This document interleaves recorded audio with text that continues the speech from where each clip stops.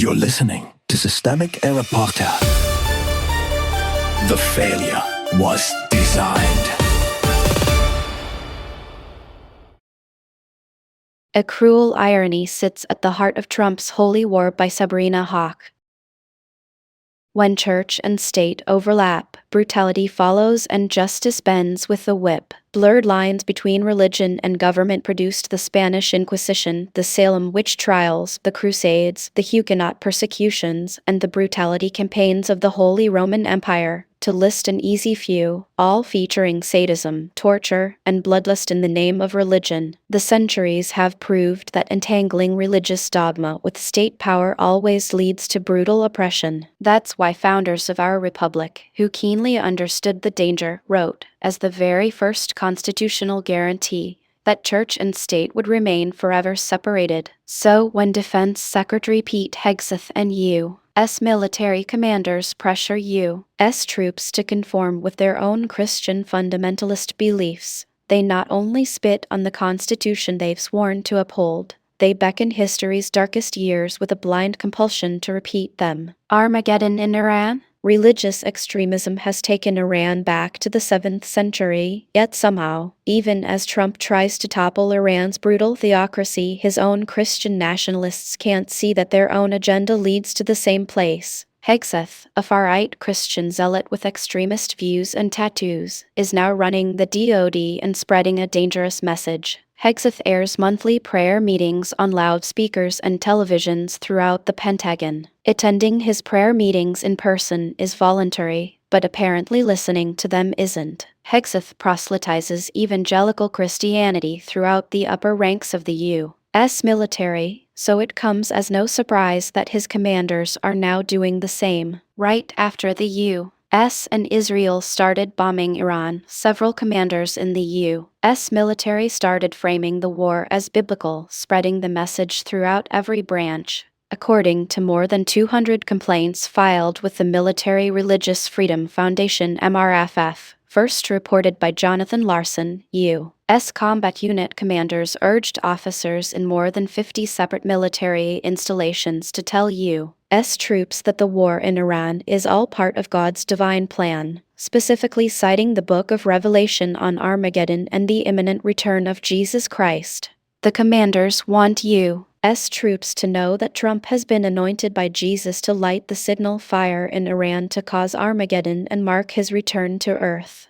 While this may finally solve the mystery of why Trump took us to war with Iran in the first place, proselytizing, using the military to spread Christian nationalism, blatantly violates the Establishment Clause of the First Amendment. It also propels the U.S. toward theocracy, just as we're fighting a war in Iran against it. Is it too much to expect such irony to announce itself? A teachable moment for MAGA. Life under theocratic rule has always been dark, and Iran is no exception. If Trump, Hegseth, and his commanders took a moment to study their targets, they would know that Shia Islam law permeates Iran's entire political system, and it won't be easily undone. In Iran, all laws and regulations conform with the official interpretation of Sharia Islamic law. A body of clerics and jurists known as the Guardian Council reviews all proposed legislation for conformity with Islamic principles, subjecting all aspects of Iranian life to religious control, including the legislative process, judicial system, banking, education, commerce, the military, and politics, whether local, regional, or national.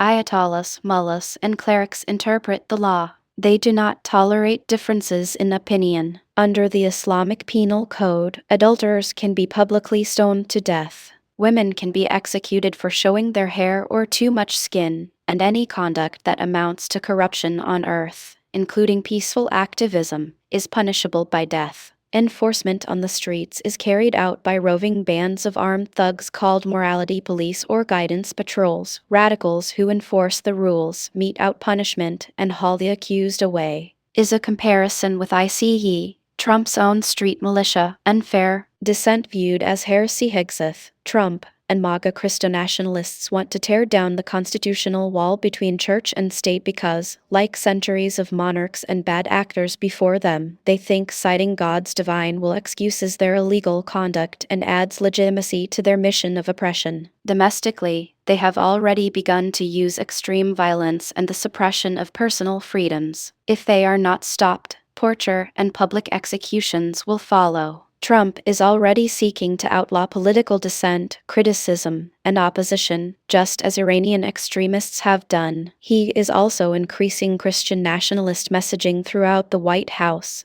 as Caroline Leavitt and Pam Bondi brandish crucifixes and Hegseth's commanders claim God wants them to bloody Iranians. It all looks like a sick dress rehearsal for when Trump claims the divine right to imprison or worse critics and political opponents at home. Right after reports of American casualties in Iran started peppering headlines, Hegseth urged the media to stop obsessing over fallen U.S. soldiers, suggesting they focus instead on the death and destruction being wrought by U.S. air power. The ghoulish subtext, troops dying in Iran is expected and violence is entertainment. It's all part of God and Trump's plan. For the rest of us, it's also a real-time illustration of why the First Amendment must be protected at all costs. Sabrina Haake is a columnist and 25-plus-year federal trial attorney specializing in First and 14th defense. She writes the Substack, The Haake Take.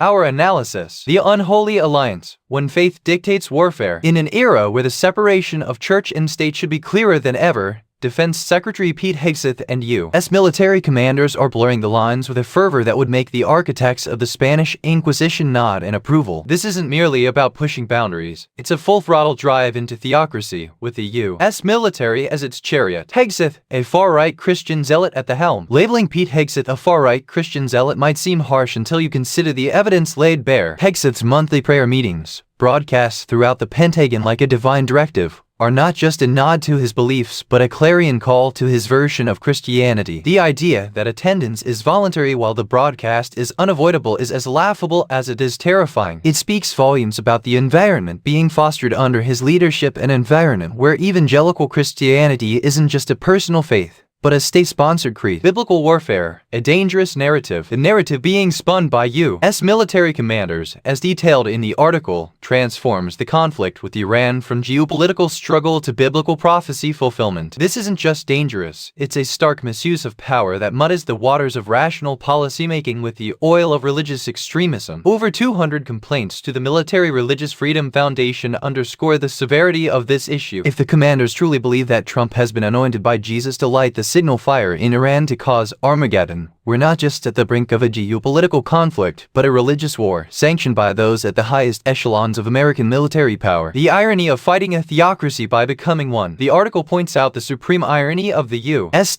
stance against Iran's theocracy while simultaneously marching toward its own version of a theocratic state. This isn't just ironic. It's a chilling reminder of history's darkest moments when rulers justified oppression, violence, and tyranny by claiming divine sanction. The comparison between Iran's Sharia law and the Christian nationalist agenda being pushed by Trump and Hegseth reveals a shared willingness to suppress dissent and control the populace through religious dogma. Domestic implications, a preview of oppression. Domestic policies under this administration, as highlighted by the article, suggest a dangerous trend toward suppressing dissent and freedom in the name of divine will. The mention of ICE as Trump's own street militia is a stark comparison that, while provocative, underscores the severity of the administration's approach to enforcement and control. If Hegseth and his ilk are unchecked, the U.S. could see a rise in the very atrocities, torture, public executions we condemn in others. Constitutional crisis, the First Amendment under siege. The article ends on a note that should resonate with every American, regardless of political or religious affiliation. The First Amendment, the very foundation of American freedom, is under direct threat. Hegseth's disdain for media coverage of U.S. casualties,